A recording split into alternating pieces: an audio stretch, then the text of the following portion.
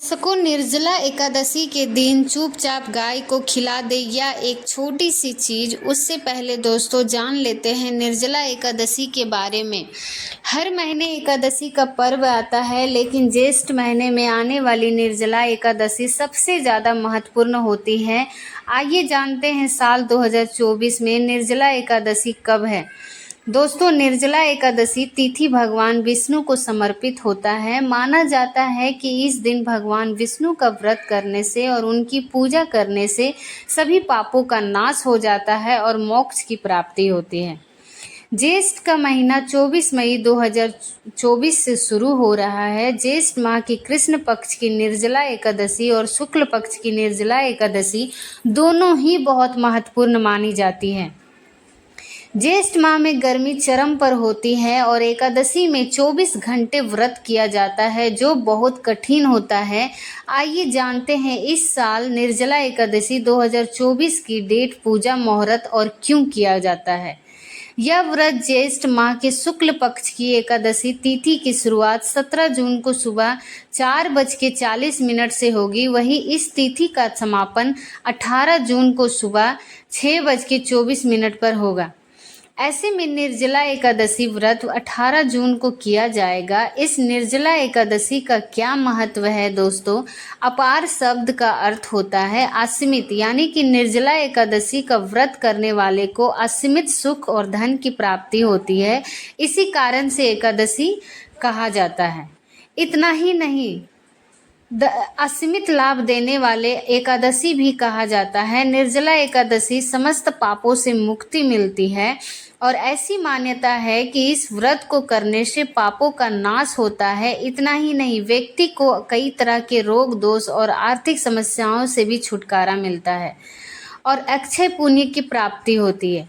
पांडवों ने श्री कृष्ण के मार्गदर्शन में इस व्रत को करके महाभारत युद्ध में विजय प्राप्त की थी। दोस्तों, निर्जला एकादशी के दिन स्वर्ग का दरवाजा खुला हुआ होता है, इसीलिए इस दिन किया गया दान्य पुण्य अन्य दिनों में किए गए दान्य पुण्य से अधिक फलदायी होता है। वास्तव में 18 जून निर्जला एकादशी के दिन अगर आप ये उपाय कर लेते हैं तो यकीन मानिए माँ लक्ष्मी की कृपा होगी और आप धनवान बन जाओगे। आप धनवान न बने तो मुझे बताना दोस्तों। बस जो उपाय आपको बताए हैं वो उपाय कर लेना। जानते हैं, एकादशी के दिन चुपचाप गाय को एक छोटी सी चीज़ खिला देना, ताकि सारी कष्टों और मुक्ति से दूर हो जाओगे और आपकी संपत्ति साल भर 7 पीढ़ियों तक बनी रहेगी। माता की कृपा भी व्यक्ति पर आजीवन बरसती रहेगी। व्यक्ति के घर में कभी भी धन वस्त्र कमी नहीं रहेगी। धन की भंडार भरा हुआ रहेगा। एकादशी के दिन कर लेते हैं तो दोस्तों यकीन मानिए आपके घर में अन्य धन की भंडार सदैव भरी रहेगी। जीवन के दुख, दर्द, संकट ग्रस्त हैं वो सभी दूर हो जाएंगे। वीडियो में हम आपको उसी खास और महत्वपूर्ण चीज़ के बारे में बताएंगे, क्योंकि आपको एकादशी के दिन गाय को जरूर खिलानी है। जीवन में आपको कभी सफलता हासिल भी नहीं होगी, क्योंकि इस वीडियो में अगर आप ऐसे उपाय गाय से जुड़े बताने वाली हूँ जिन्हें करने से आपके जीवन के जो भी दुख, दर्द, संकट है या कामयाबी होने में कोई बाधाएं आ रही है, सभी से छुटकारा मिलने वाले हैं। यूँ कहें कि आपके जीवन में अपार धन, सुख, संपत्ति की प्राप्ति हो जाएगी। कभी भी धन से संबंधित परेशानी नहीं आएगी। यदि आप चाहते हैं कि आप और आपके परिवार में सदैव गौ माता की कृपा, आपके पितरों की कृपा से, देवी देवताओं की कृपा से वीडियो को देखकर जाना, वीडियो को आधा में मत छोड़ना और सच्चे दिल से कमेंट बॉक्स में जय माता दी, जय गौ माता लिख देना, जिससे माता की कृपा आपके और आपके परिवार सदैव बनी रहे। इस वीडियो के माध्यम से लाभ हासिल कर सके। इन उपायों को करने से आपके जीवन में सदैव धन, सुख, संपत्ति की प्राप्ति कर सके तो शेयर करना ना भूलें। इस वीडियो को जिससे और लोगों को भी भला हो, आपको बता दें इस दिन तीर्थ स्नान करना बहुत ही फलदायी माना जाता है। यदि कई तीर्थ स्थान पर पवित्र नदी में स्नान करना संभव ना हो तो आप क्या करें कि घर पर ही नहाने वाले पानी में गंगा जल की कुछ बूंदें डालकर स्नान करने, और साथ ही साथ यदि आप स्नान आदि से निर्वृत्त हो जाए तो सर्वप्रथम अपने घर की पूजा स्थान को साफ करें, वहां पूजा पाठ करें और पितरों की नियमित तर्पण पिंड को आपसे बने अन्य धन वस्त्र जरूर दान करें। और इस खास पूर्णिमा के दिन दान करने से सभी मनोकामनाएं पूर्ण हो जाती है। वैशाख पूर्णिमा के दिन विशेषकर पूर्वजों की पूजन के लिए बहुत ही फलदायी समझा जाता है। इस पूर्णिमा के दिन दान करने से पूर्वजों की आत्मा को शांति मिलती है, उनको मोक्ष प्राप्त होती है। और आपको बता दें कि इस दिन पूजा के साथ साथ हनुमान जी का, मंगल देवता और भगवान शनिदेव की भी पूजा जरूर करने चाहिए।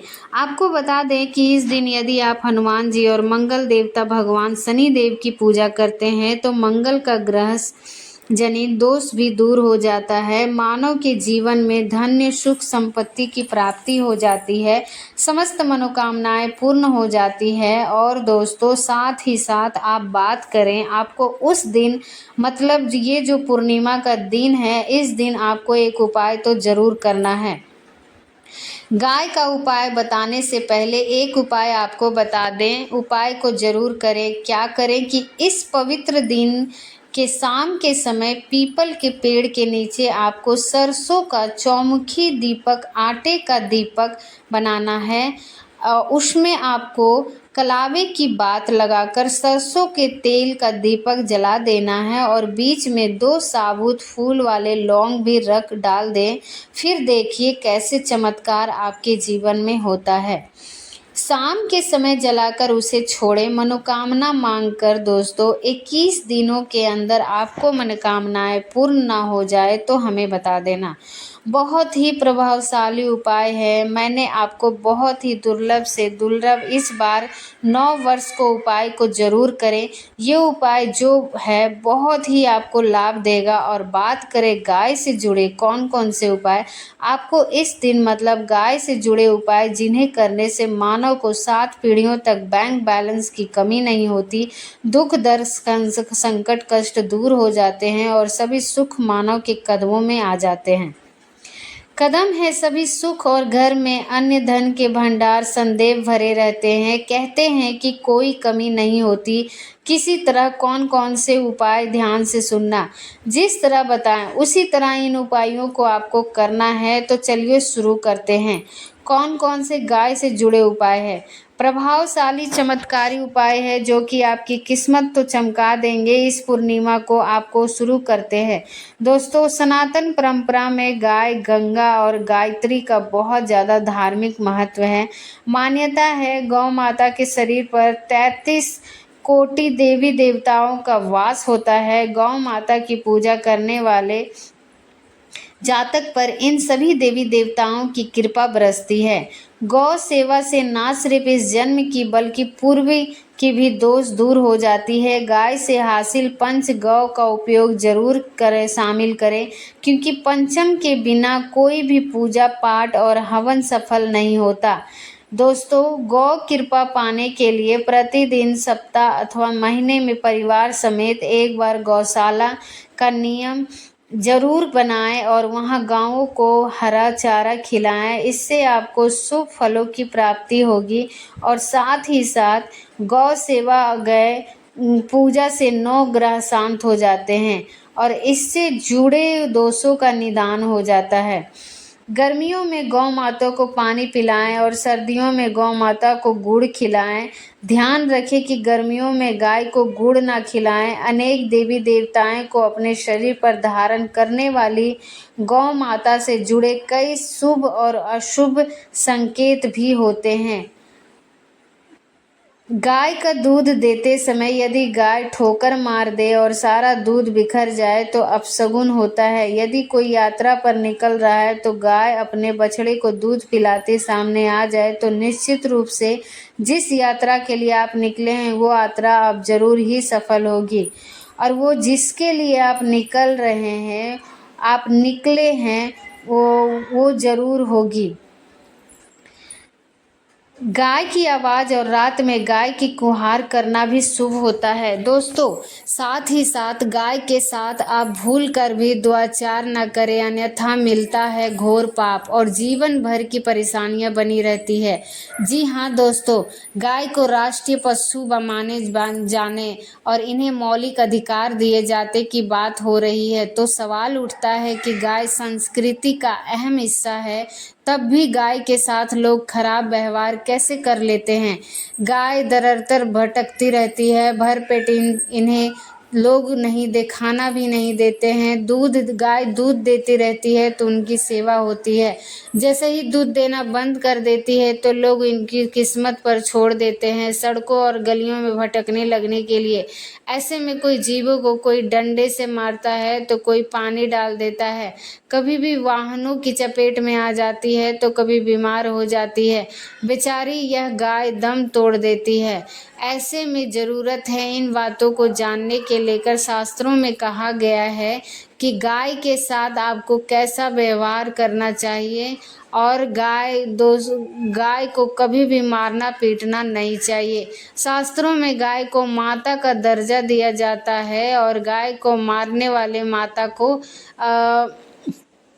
मारने पीटने वाले के समान पाप का भाग्य समझा जाता है। नरक लोक में वर्षों तक कष्ट भोगना पड़ता है, अगले जन्म पशु योनि में मिलता है। कथा है कि गौतम मुनि ने गलती से गाय को डंडा मार दिया था, इससे गाय की मृत्यु हो गई थी और इस पाप से मुक्ति के लिए इन्हें वर्षों तक तपस्या करनी पड़ी थी। भगवान श्री कृष्ण ने बैल स्वरूप में आए और वृद्धाधाम का वध कर दिया, जिससे मुक्ति के लिए भगवान श्री कृष्ण को संपूर्ण तीर्थों एक कुंड में बुलाना पड़ा। इस कुंड में स्नान से वो पाप धीरे धीरे मुक्त हो गए दोस्तों। साथ ही साथ पानी भी पी रही गाय को गाते हैं, ये घोर पाप है, पाप के भागी बनकर नरक भोगते हैं। ऐसे पुराणों में बताया गया है कि जबकि जो लोग गाय के लिए प्याऊ चार बनवाते हैं वो भाग्यवान होते हैं। ऐसे लोग घोर पापों से मुक्त होकर स्वर्ग पाए जाते हैं और बड़े ही धन्यवान कुल में जन्म लेकर सुख भोगते हैं। साथ ही साथ आराम कर रही गाय को कष्ट देकर कभी भी उठाना नहीं चाहिए। कहते हैं कि जिस स्थान पर गाय बैठी है वहां से नकारात्मक ऊर्जा खत्म हो जाती है और गाय की बैठने की जगह को जो लोग नियमित साफ करते हैं वो जन्म में किए गए जाने अनजाने में पाप मुक्ति हो जाते हैं और गोलोक में स्थान पाते हैं। गाय को डंडा मारकर उठाना, पानी डालकर उठाने से मनुष्य पाप का भागी बनता है और अगले जन्म में उसे दर दर भटकना पड़ता है। साथ ही साथ शास्त्रों में बताया गया है कि गाय के बछड़े से बचा हुआ दूध मनुष्य को चाहिए, परंतु कुछ लोग एक एक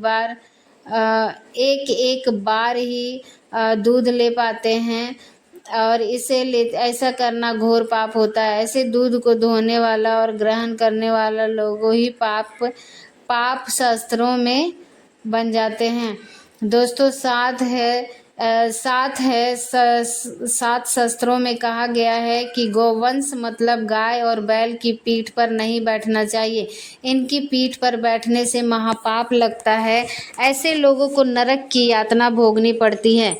एकमात्र देव के अंश के उत्पन्न नंदी ही गोवंश है, जिस पर स्वयं महादेव और महादेवी करती है, क्योंकि नंदी ने स्वयं अपनी इच्छा से महादेवी की सवारी बनना स्वीकार किया था। और साथ ही साथ शास्त्रों में गाय के दान को बहुत ही महत्व दिया गया, परंतु ऐसी गाय का दान कभी नहीं करना चाहिए जो बूढ़े और बीमार हो। कठोपनिषद में मुनि की कथा भी इस संदर्भ में है। जिस मुनि ने पिता द्वारा बूढ़ी गाय को दान करने पर आपत्ति जताई थी। दूध देने वाली और बछड़े सहित जो लोग गाय दान करते हैं वो महान पुण्य को हासिल करते हैं, स्वर्ग में स्थान पाते हैं दोस्तों। साथ ही साथ सूर्य, चंद्र, मंगल, शुक्र की युक्ति राहु से भी पितु होता है, यह भी मंगल है। सूर्य का संबंध पिता से एवं मंगल का संबंध होने के कारण सूर्य यदि शनि, राहु या केतु के साथ स्थित हो तो यह दृष्टि संबंधित हो, तथा मंगल की युक्ति राहु या केतु से हो तो पितु दोष होता है।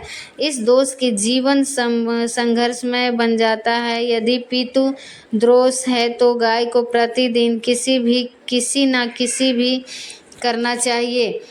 उसके बाद गाय की पीठ पर जो कुबेड़ बना हुआ होता है वह बृहस्पति गुरु है।